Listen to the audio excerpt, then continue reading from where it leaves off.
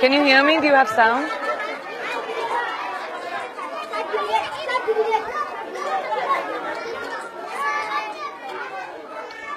Hello everyone, I'm Priyanka Chopra and I'm live today from Cox's Bazar, Bangladesh. This is one of the biggest refugee camps in the world at the moment, and I'd like to take a second to show you the expanse of it. As far as my eye can see, all I see is makeshift huts and makeshift homes for almost 700,000 people that have fled Myanmar to seek refuge. Out of these 700,000 people, more than 700,000 people, 60% are children.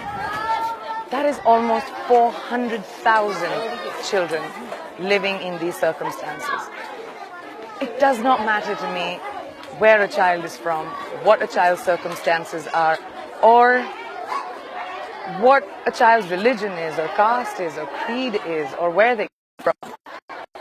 To me, a child is a child, and every child deserves the right to a future. No child deserves to live in the conditions I have seen children live in refugee camps. It rained today. When I woke up this morning, before I came to this camp, there were thunderstorms and rain. And the upcoming monsoon season, which is a period of time in this part of the world where you have torrential rains and cyclones, and it floods out cities sometimes. But when you live in situations like this, where you have plastic and thatch, and that's your only shelter, I had a moment. I sat up and I said, oh my God, it is that time. What is going to happen when monsoon hits? But those are all the concerns. Hence all of us and UNICEF imploring you as the global community to make a difference to these children's lives, because they have nothing. They have none of the basic things, the basic rights that children need. Clean water, food, shelter, sanitation, basic things like that, so that they don't fall prey to diseases like cholera, diarrhea. I'd like to take you into one of these incredible spaces that UNICEF has partnered with and built for children in situations where they have dealt with so much violence that they don't have any place where they can be kids again. So this sort of provides a sanctuary for these children to actually be themselves, draw, color, paint, and not think about the horrors or the carnage that they may have witnessed. And these are kids. I would love for you to meet all of these incredible kids. Please come in with me. This is a child-friendly space. How do you say how are you in Bangla?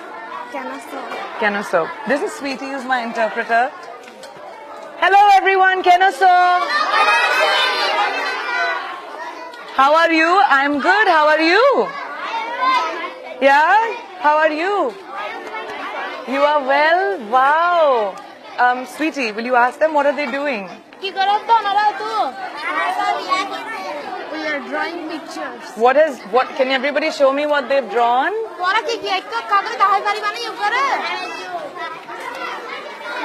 Wow. Ask her what is that, a helicopter? And this is your house? In Burma? As you can see, the children are still drawing helicopters, spraying bullets at them and their homes and their families. Wow, so good. So good. Very good. As you can see, these children are just really trying to be kids. They're having fun, they get dressed up in clothes, they draw, they laugh, they play with each other, and all they have is this space to do that in. They come into these child-friendly spaces for about 2 hours a day, and the rest of the time they're just running around in these makeshift camps, which are endless, and that's their life. And no child deserves that. They don't know when they're getting their next meal, they don't know when they're getting anything. And it's up to us as the global community to care. We need to care. The world needs to care, because these children can be a completely lost generation. Well, I thank all of you for being a part of this Facebook Live for me, so I can share with you the experience of what I have seen and how much These people need our help as a global community. Children who deserve to have the right to a future, deserve to have the right to dreams. Anyway, now I'm going to take a few questions because there have been a lot of questions that have been coming up, and a lot of you seem to be very interested. It's extremely hot, as you can see. James's first question is, what is it like in the camps? So hot. It is extremely hot. Even though these are thatch walls, extremely hot temperatures, no access to clean water. All their latrines are almost very close to freshwater sites like hand pumps and etc. So when the rain comes down, the latrines flood up and they contaminate the fresh water and their drinking water and spreads disease. They literally live in, because it's a very conservative community, they live in very closed thatch homes with no windows and just made out of bamboos and plastic, and with no jobs and no access to anything. And the children are just running around trying to find a moment to understand what just happened to them. Second question. Kazia Swelling on Twitter, what can society do to change the reality of these people? I'm going to say it, but I think society needs to care. I think the most important thing is compassion. It does not matter where a child is from, what his forefathers have done, or what his or her circumstances are, or what his religion is. Your compassion needs to be to children. And I think society needs to show its compassion towards children, and not just these children in this refugee camp, but refugee children all over the world, because they didn't ask for it. They deserve our help. Iftu, how you met many kids during your field visit with UNICEF. What is the one thing that you have learned from these children?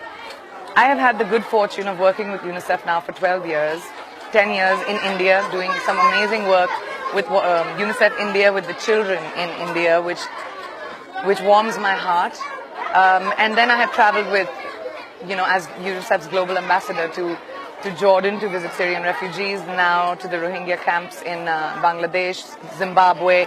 And the one thing in common that I see with all children around the world is how much they want to be educated. Like if you ask any of them, what is your dream? They'll say, I want to go to school. They'll say, I want to be, like I met this kid just yesterday and he wanted to be a journalist. And this is in these camps where these children have never had an idea of a future, but now these children are actually getting access to basic education by being in Bangladesh, because the country has opened up its doors so incredibly to so many people, and so some wonderful non-profits and UNICEF have come together to provide basic education to these children. And now they have aspirations and dreams, which is so great for us as a world. So he wanted to be a journalist. And I asked him, what will you tell the world if you become a journalist? And he said that when countries fight, it's bad for everyone. That's profound, isn't it? From a 5-year-old. All right, the next question. Samna Vasilda, do you ever get heartbroken by the situations you see? Yes, Samna, I won't lie. I mean, it's not easy. It's not easy to see children in circumstances like this and not be able to do much. I mean, I get a lot of people saying, why don't you adopt a whole class of children and bring them back to your home, or why don't you do that, or why don't you do this? That's not the answer. No amount of contribution from your end or my end no amount is too small. Whatever you can give will help these children get so much. Now, we don't need to harp on about what each one of us does, but no donation is too small, and that's all we need. So yeah, my heart breaks every time, and yes, I get very emotional, and when I go back to my life, it takes me a really long time, and I can't wait till I make my next trip again to showcase what children around the world are facing and what troubles they're facing, because as a global citizen, I feel like it is my responsibility and my duty to make sure that the world cares. And I take that responsibility very seriously. So even though my heart is broken, I see the smiles on their faces, and I see how little they have and how happy they can be, and I feel positive that the world will care about these children and their smiles. All right, next question. Jessica Marie. How has becoming a UNICEF Goodwill Ambassador changed your outlook on life? My parents were very philanthropic when I grew up, so I can't say that I wasn't aware of the difference us people like you and me who live in privileged society can make to people who don't have the privileges as us. But I think working with UNICEF and traveling around the world, I was exposed to so much poverty, sorrow, lack of education in my country itself. And when I worked with UNICEF and a lot of other NGOs earlier and now even, you know, I got to see how much we can do in terms of our contribution. And then I started traveling with UNICEF as their global ambassador all over the world. And the world matters to me. I care about the world because we have just one. So the outlook on my life has changed that children all over the world matter. Whether it is my own country, India, whether it is in the country I live in, which is the US, or any of the countries that I travel in, children matter. And your compassion towards children matter, not their circumstances. So that's the outlook that's changed for me. Oh, hello, Henrietta, UNICEF Executive Director, Henrietta 4. We're very excited, thank you. What is the greatest need you see amongst these Rohingya children? That's a really difficult question because I think their need is for everything that children require to grow up. Their basic need for food, clean water, sanitation, education, clothes, shelter, just every single thing that you would need from a child, for a child to grow up adequately and not have a stunted growth is what these children need. They don't even know when their next meal is coming. So I think the greatest need, especially with the impending monsoons coming up, is the entire world caring and donating whatever little you can so that we can at least make sure that the structures that have been created, these makeshift structures that these children are living in with their families, when they get flooded, or maybe they don't get flooded because we make them concrete, but when they get flooded, that we have the ability to rebuild that so that they can live in a safe sanctuary. I think that is most important. Pooja Gupta, how do you control your emotions when you see the struggle of these children? Because my emotions are not as important, Pooja, as what they are going through. I may feel sad. I feel sad when I'm talking to you about it right now. But they don't deserve to see that because they've seen horror and carnage and a life that you and I probably could never imagine.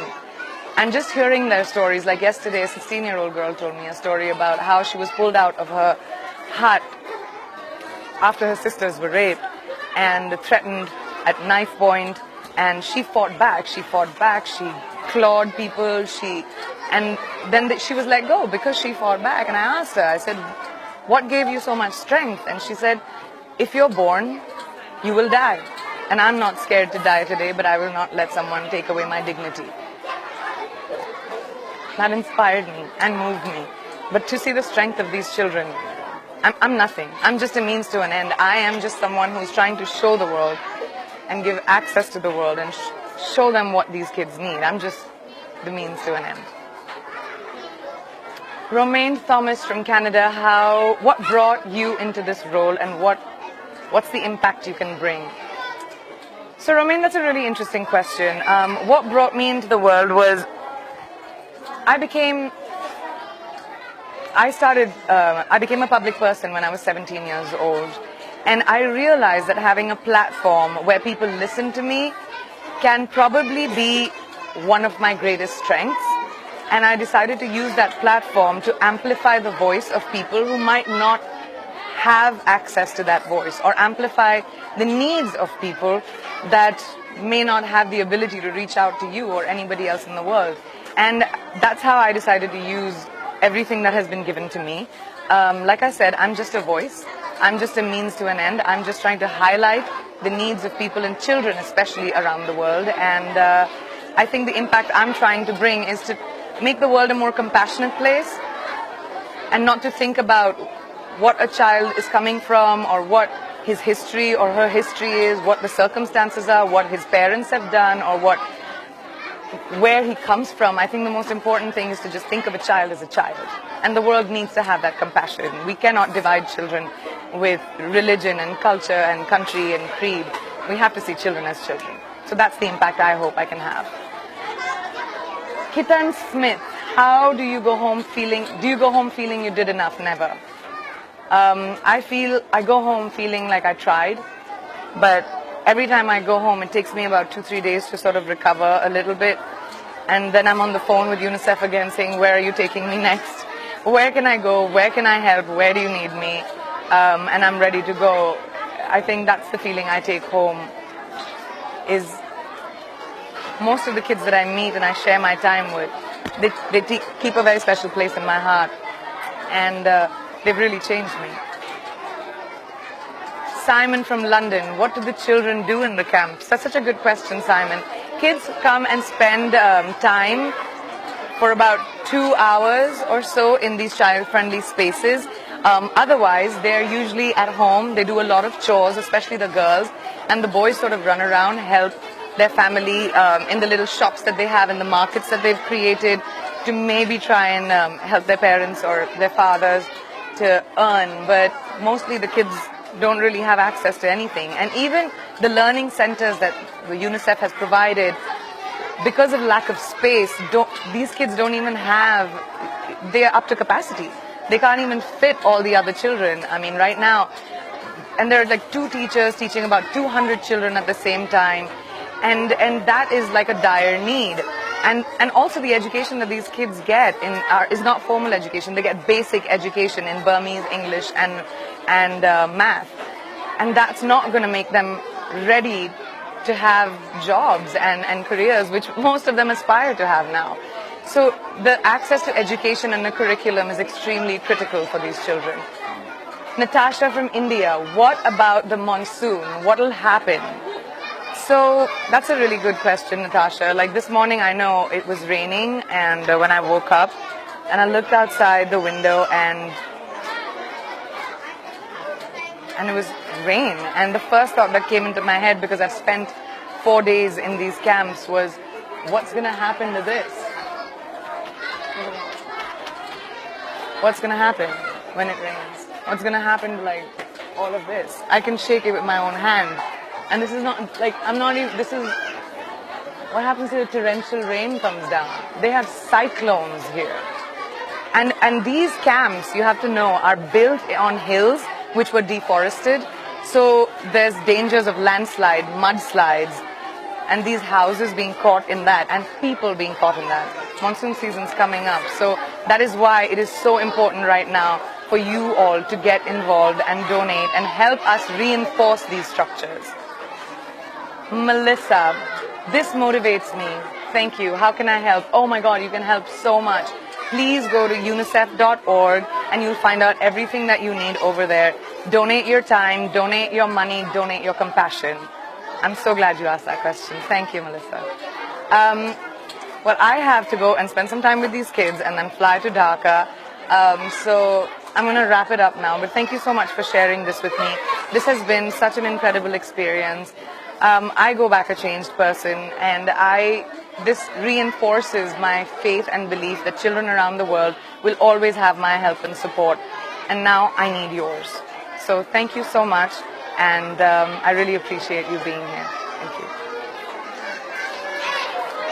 Sweetie, can you tell them if we can draw together? Hi. क्या बनाया? हाँ? सब आके दीवार बनाए? ठीक है बनाए? So, no, I can do that. ये तुमने बनाया? हाँ, इसको green बनाए हम लोग. Ask him.